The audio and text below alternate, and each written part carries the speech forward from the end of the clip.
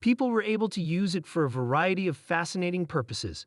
It was pure. But was it about the 1990s and the early 2000s? Microsoft and Intel were at best a duopoly, and by placing all of these items on people's desks, they were able to extort a hefty tax. Although it was still largely beneficial, it was somewhat constrained because these two firms received the majority of the prizes, while all the other companies were essentially run over a little. The DOJ then intervened in 2000 and essentially tried to change that on everyone's behalf. Subsequently, the internet simply took off. These gatekeepers suddenly disappeared if you possessed a PC after the internet threw the doors wide open.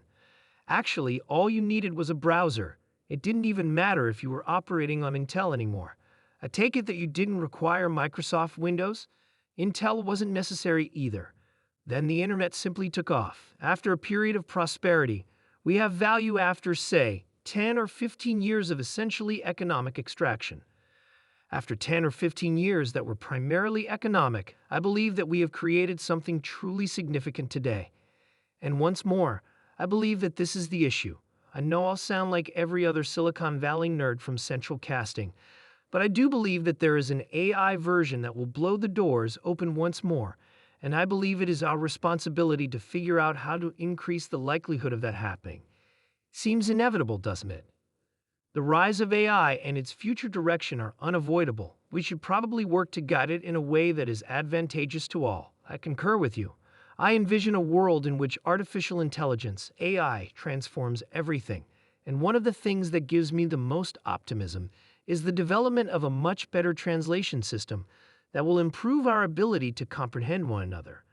We are unable to communicate effectively with one another because of the Tower of Babel, which is a major contributing factor to the world's problems.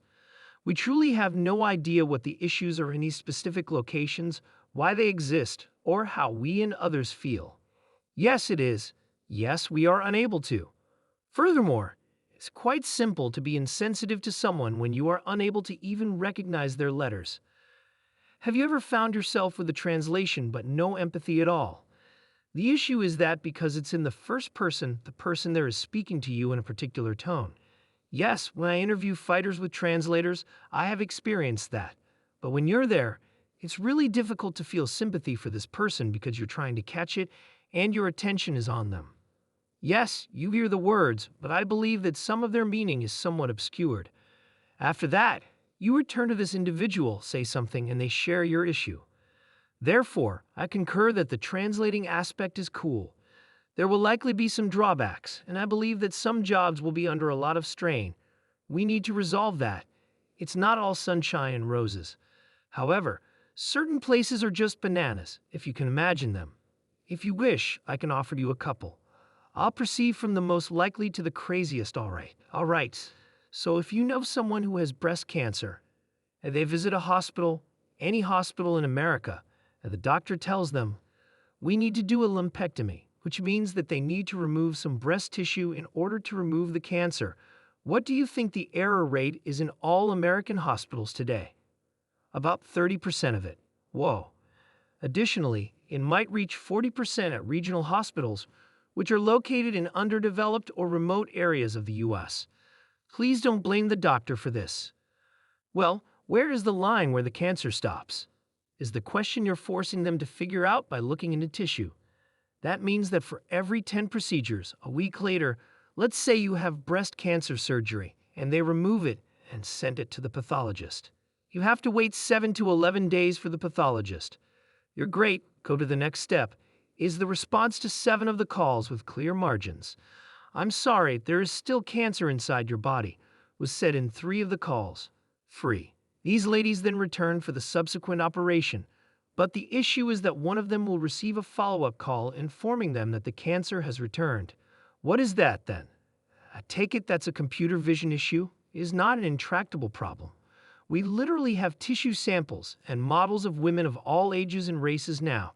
So you have all the various boundary conditions you would need to essentially reach a 0% mistake rate. The FDA is currently reviewing that, which is incredible. Thus, an AI helper will be present in operating rooms within the next 2 years.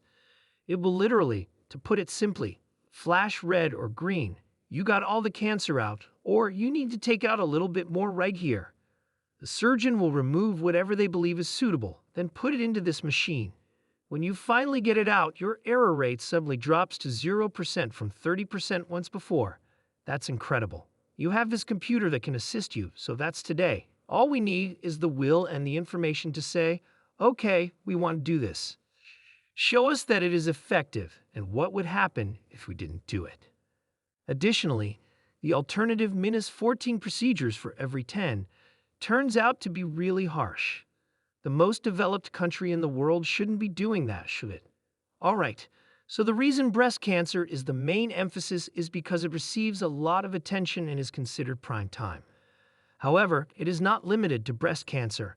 It also includes stomach, colon, lung, and pancreatic cancer. AI will make it feasible in the coming years, and if you're at the point where you need to remove this foreign growing thing from your body, we should all be able to do so with zero error rate. It's coming, so that's kind of good. I believe there will be a crazy explosion in materials between years 2 and 5. I think this is one of the coolest things, even though it may sound stupid. The remarkable thing about the periodic table of elements is that we are always adding to it. Approximately 118 elements are present. In fact, we made a small box because we theoretically predicted that there would be 119. Theoretically, it will appear they'd predicted that there would be 142. As a result, the periodic table of elements grows, yet the modern world only expresses a very limited number of those elements. We repeatedly utilize a small number of materials. Within the next 2 to 5 years, I believe we will have PhD-level robots and agents in this next generation of AI, and we will develop a wide range of materials.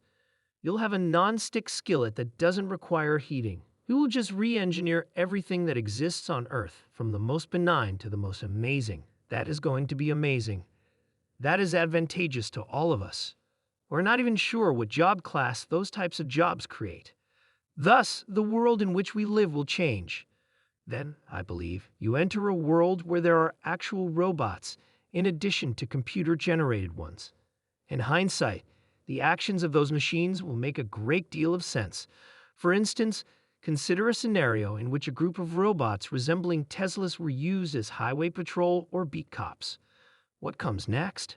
First of all, you don't obstruct others. Those robots' responses can differ significantly. The humans in charge of those robots could be of a completely different topology because they would be governed remotely. You now add an additional layer of psychological components and judgment in place of the physical duties of police. My thesis is that having robots perform risky tasks frees up human attention for more ambiguous and gray areas of judgment. Computers won't be able to take our position in such areas for a very long time. Saying that AI is the end-all and be-all is, in my opinion, the largest insult some people have done to what is to come. A better way to look at it, in my opinion, would be to consider how, before Gmail, you had to pay attention to spelling in emails, but now you don't have to. It elevates us. You can simply Google it instead of having to memorize the specifics of some wild notion.